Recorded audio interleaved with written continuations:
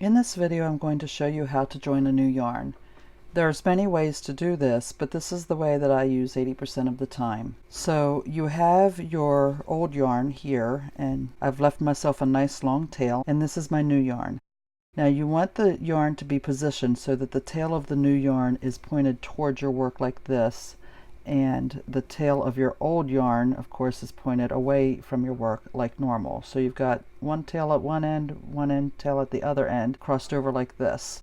And then grab them together. It doesn't matter if you hold your yarn in your left hand like I do or in your right hand. Just grab them together, and you're going to knit about 5 stitches with them together like this. Now, I typically do this join when I'm joining a yarn of the same color. Right now I've got yarns of 2 different colors, and this is a felted project, so that'll work out fine because the felting models your work anyhow. But typically when I do this, it's 2 yarns of the same color. So 1, 2, 3, 4. There I've got 5 stitches. You can do 3 stitches, you can do 7 stitches. It's up to you, whatever you're comfortable with. I usually do around 5. Now I'm going to drop my old yarn and continue just knitting with the new yarn in whatever the pattern is. This pattern happens to be just knit stitches, so I'm going to knit around in this yarn.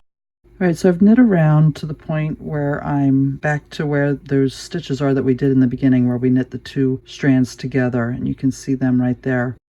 Now, one of the reasons I like to leave long tails is because sometimes those stitches can pull loose, and you can simply pull the tails to tighten them up, and with a long tail you don't have to worry about accidentally pulling them out. So now when you knit those stitches, you're going to knit those 2 strands together just like they're one stitch, because they really are just one stitch. It's going to make it a little bit bulkier in that area, but you're generally not going to notice it, especially when you're knitting with all the same color yarn instead of 2 colors like I am here today. So this is what they look like when they're knit. It makes a very invisible join, and one of the things I love about this join is that because we've knit those 2 yarns together for 5 stitches, they are already woven in. You don't have to sew them in at the end now, and you can tighten them up if you need to just by tugging on the tails a little bit if they're a little bit loose.